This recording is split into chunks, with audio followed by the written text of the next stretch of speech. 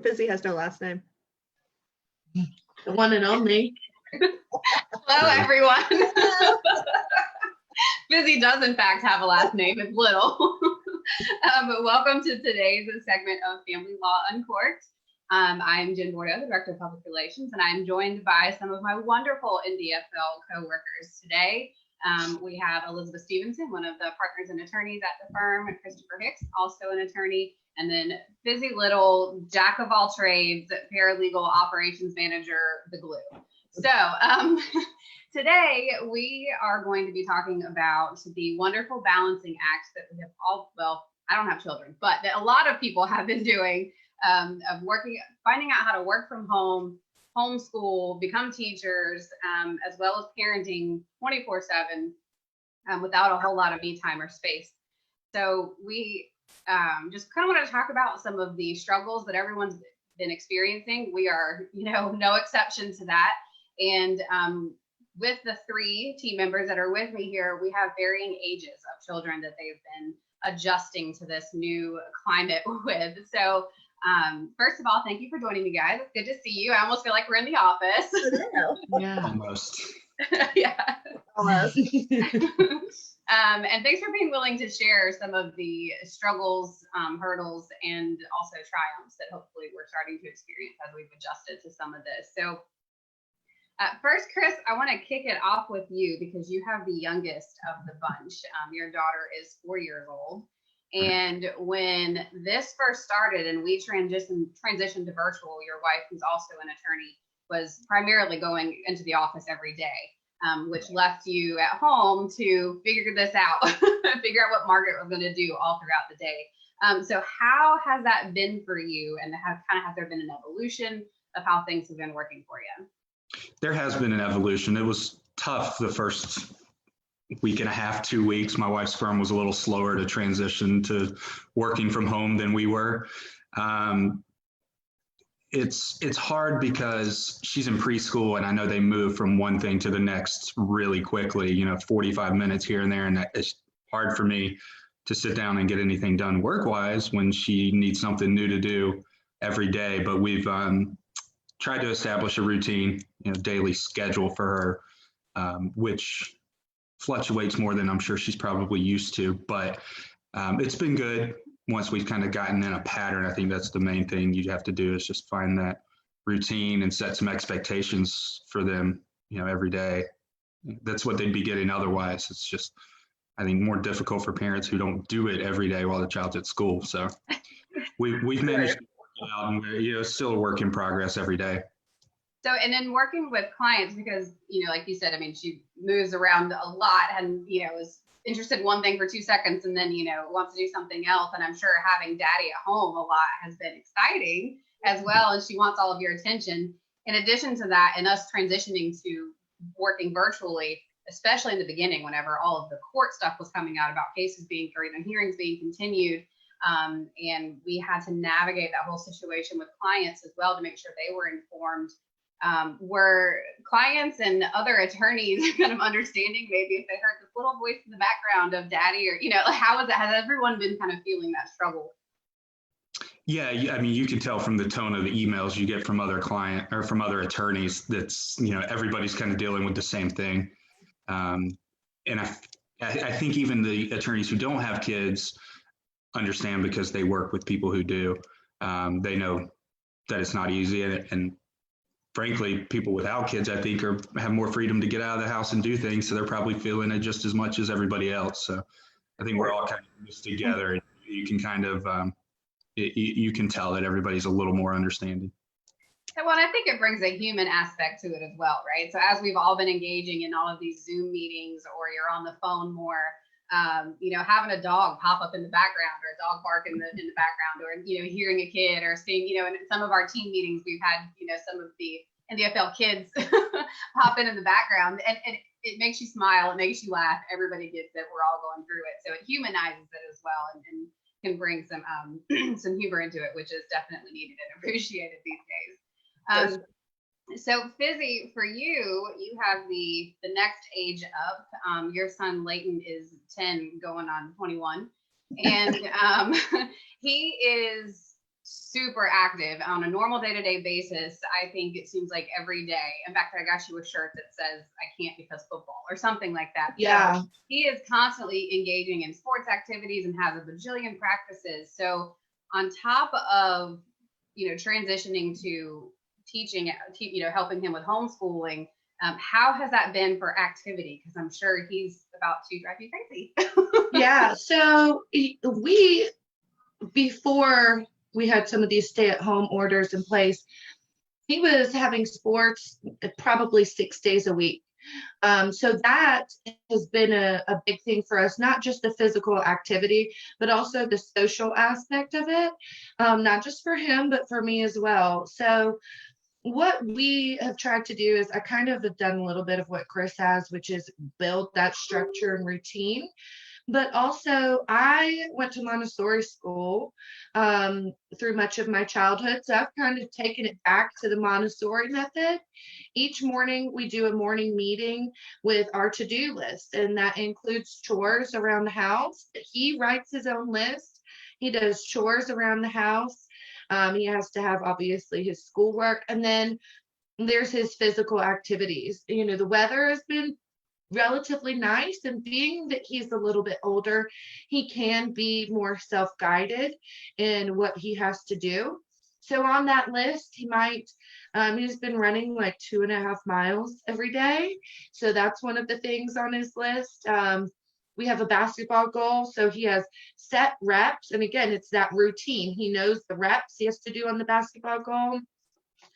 We've been going out to parks, keeping our distance and practicing throwing the javelin together, and just making sure that that physical activity is built into our routine and our daily structure, our game plan. And it's been fun kind of bonding together, whether we're riding bikes or just getting outdoors and trying to make the memory of it, and just reinforcing that let's not fall behind. He's a pretty competitive athlete in terms of where he's at. And so I'm just trying to reinforce, let's not fall behind. This is an opportunity for us to, get better and just build and also, take it easy on ourselves mentally. Let's have fun and just focus on the process. Yeah, I think that's great. And bless you for all that activity. I just got tired listening to that entire list of what you guys have been doing, but it's what I need to be doing for sure. And now, Elizabeth, your son is almost 18 and is usually in school off at, an academy in Virginia. And so now he's home. Is he a senior? He is a senior, and that's, they put off doing the graduation, so we're having to deal with that. And, but I'm just so blessed to have him home. I'm happy, so that's the good part of it. The hard part of it is I know nothing about Google Classroom, and y'all all know I know nothing about computers per se. So, no comment. That's been the biggest struggle, is to see how that works. And then, we try to do a routine, I try to get him up by 8:30, but sometimes it just doesn't happen. So we don't get our work. I think Wake County school system is pass fail. They're not giving grades. I could be wrong. I don't know. But Christopher Military Academy is on it.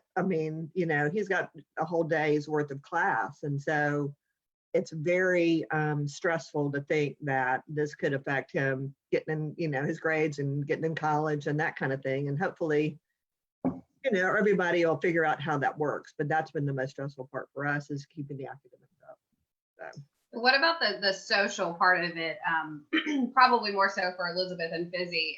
Elizabeth, especially with your son being, at that prime age in high school, or, having all of his buddies at the academy, or, right. Friends from growing up around here or whatnot. How about the social aspect of it? How are the kids holding up / you guys holding up and not being able to have that right now? So Layton has, it's hard.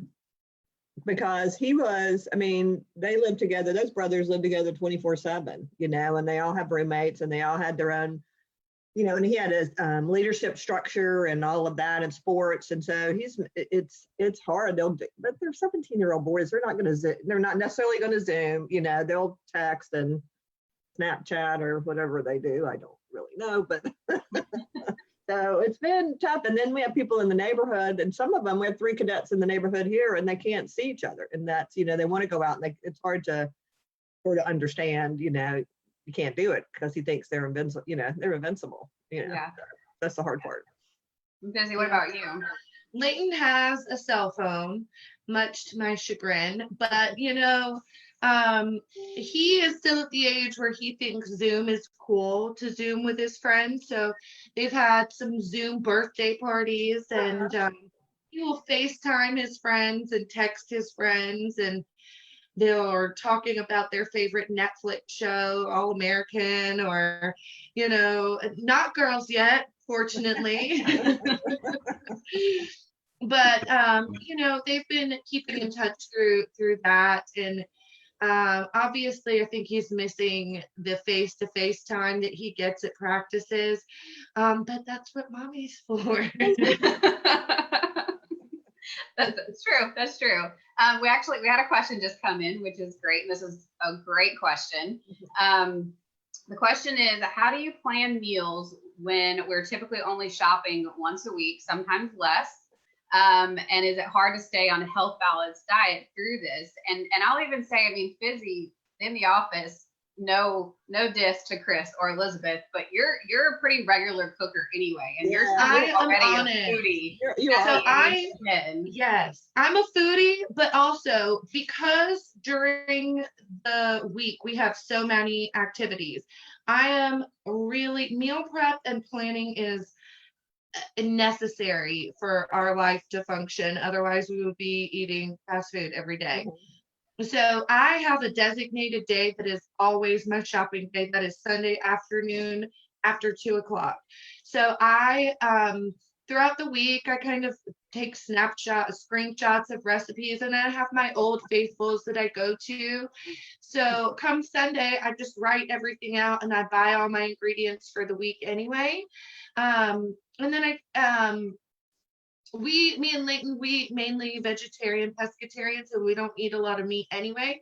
That's been really great during the coronavirus crisis because there's not a lot of meat around. So that's been easy to integrate into our meals. But I think, you know, just making sure that you get lots of produce in and keeping it healthy. There's some really great local produce delivery boxes you can get. So that's a great way to support local small business and, you know, stay healthy. You get a big batch of food, of fresh local produce, so you don't have to go to the store, and you can use that to create meals around. But just making sure that you write it all out and go through your pantry and write the different meals. There's a lot of apps online that you can type in what ingredients you have, and it'll give you a list of different meals you can make. So just kind of enjoy it, involve the kids, because it's fun for them to have a say so and be part of the process. And I'm teaching my son how to make all sorts of things, and just I'm really trying to focus on building memories, you know. Awesome. Now, Chris, what about with you with the young one? Because in the past we've seen different snapshots of the meals that you would prepare chicken nuggets and mac and cheese, which I am all here for, but I don't figure you can have that for 3 meals a day, you know, weeks on end. So what have you and your wife been doing, you know, with your daughter as far as meal prep or meals in general?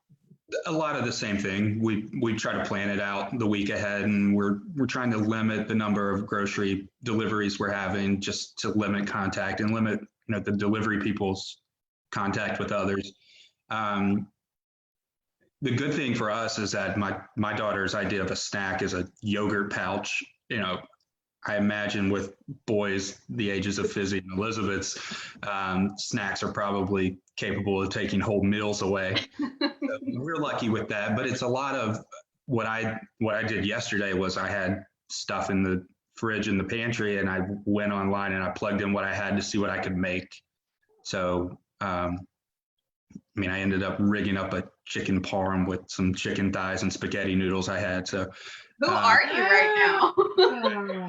um, yeah, so it is. It takes planning, and it, I let her, tell us what she wants to, which makes it easy because it'll be hot dogs or mac and cheese, something like that we can do quickly. But there are days that you just can't do it, where you're just, throwing something in the microwave, and I think you got to be okay with that too. Yeah, give yourself the grace there. And so Elizabeth, for a mom who's used to having, her son not with her the majority of the time, and you're just meal planning for yourself, which probably involves a decent amount of takeout because it does for me.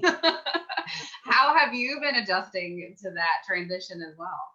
I've done what Fizzy and Chris have done. I mean, I would turn my dishwasher on maybe once every 2 weeks. I go to the grocery store once every 2 weeks, wash a load of clothes once a week, and now I'm doing that every day and having to plan 3 meals. And I don't think I've done that in 4.5 years. And so I actually wrote down and I've done all my meals for this week. I had my groceries delivered yesterday, and I got a pot roast in the slow cooker right now. And so it's fun. And we sit down and eat dinner every night together, which is lovely. And after dinner, we started this chess game, marathon, and we're going to play Monopoly on the computer tonight. So it's like, it brings back the old school days. I'm excited. So I'm enjoying this, actually. I know, I've got a couple of puzzles on order to come home and put some puzzles together. All of this is great. It just reiterates the fact that we're all feeling the same, struggles and having to be innovative and creative and actually revisiting some of those foundational things that we learned, growing up as well, which is definitely silver linings of the situation. Absolutely. So with all of that being said, we don't have any questions at the moment, but do you, any other, tips or specific hurdles maybe we just had someone request your pot roast recipe, Elizabeth, and that would be your business partner. It's McCormick's. You just put it in there, but your pot roast. And Chris, back to your point of Googling things. I didn't even think about that because I think we all got random stuff that, we got at one point and never cooked something with. And you can just, if we didn't have Google or the internet during all this, I don't know what we would do. But any other particular hurdles that you guys have faced? And if not, that's okay. These are kind of the main ones, and or tips that you might provide before we wrap things up. I would just say be kind to yourself, and don't, I see this meme going around all the time that says, and I said I didn't have time to clean my house. Well, that really wasn't the reason, because we all have time, but we don't have to fill every space. Sit and watch a movie or sit and talk or go for a bike ride. We're taking our dogs out every day for like an hour, and we've never done that. And I'm not getting as much work done, but that's okay.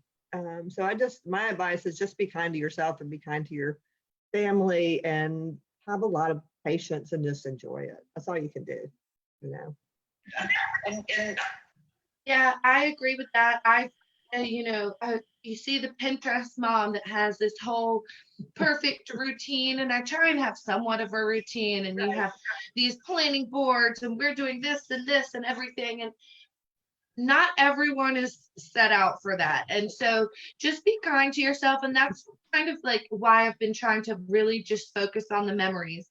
When I look back, do I want my child to remember that this was a time when he was stressed out because mom was yelling at him about staying focused at school and doing, everything under the sun and having the house spotless? Or do I want to remember, wow, my mom juggled a lot, but we really ate good and we got outside and we had fun and we watched lots of All-American and Netflix, and we just had a good time, and I enjoyed spending that time with my mom, and I want that to be what he remembers more so than anything else. Yeah, I agree with all that. We've gone through every minute of every Star Wars movie. and we're working on learning how to ride a bike right now. So Oh, look, Yeah. we need video of that for sure. Yeah.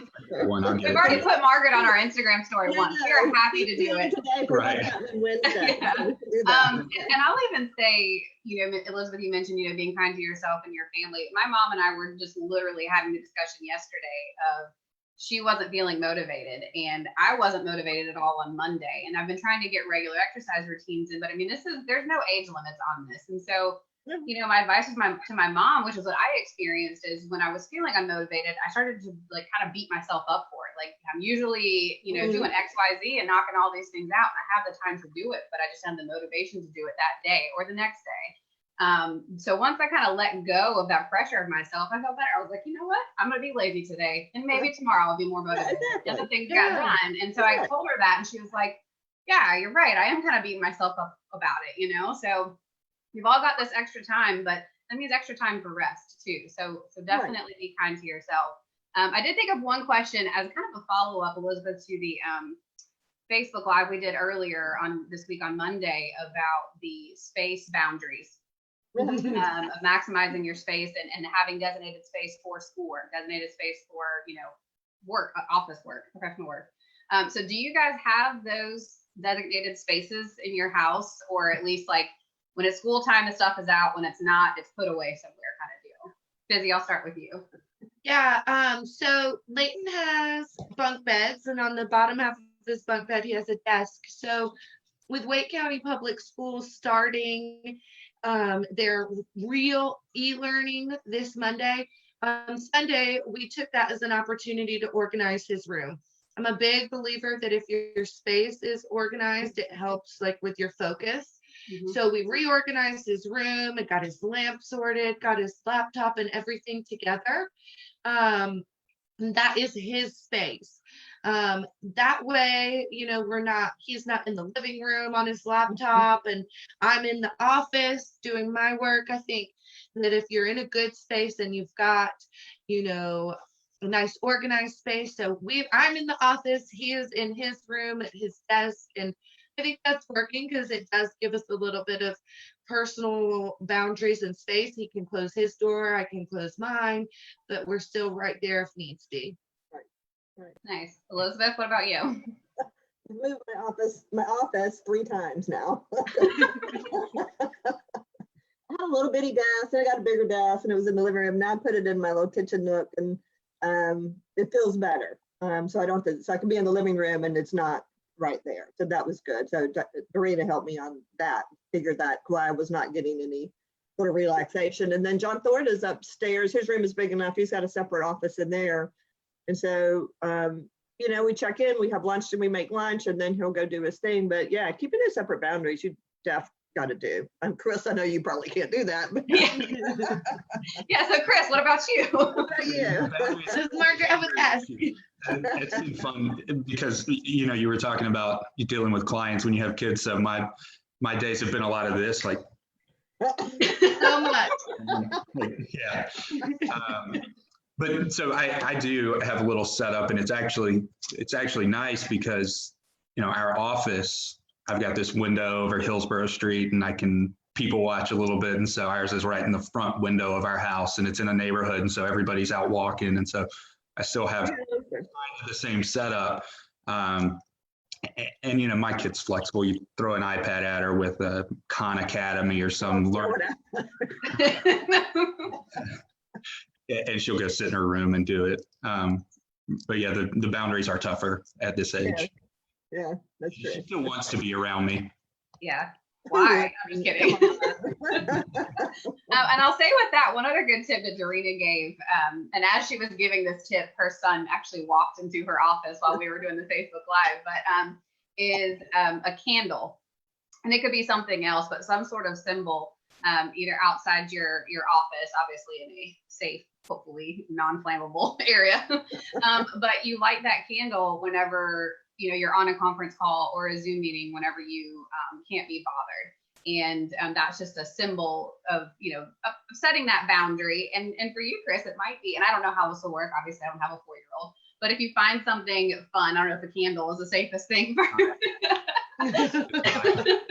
But something else that's kind of like, I don't know if there's a night light that she has or something that you could, turn on or whatever. You just kind of like a little game. When you see the sun, Daddy is busy kind of thing. Like, I don't know. It could be fun for her. I don't know. Yeah.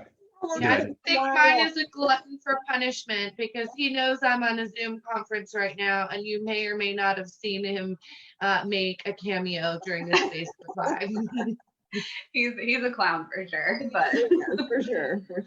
well, thank you so much again for joining me, guys. I miss all your faces in the office. I can't wait to get back. But thank you for the tips and sharing the struggles. For anyone watching, of course, feel free to reach out to us if you have any questions. Thank you for the questions, Sarah.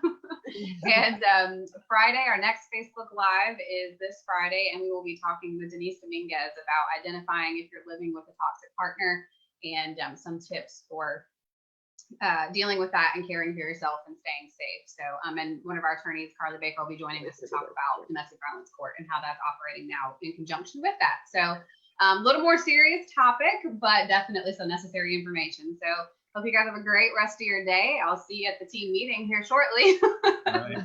I'll talk to you later. Bye, guys. Bye. Bye.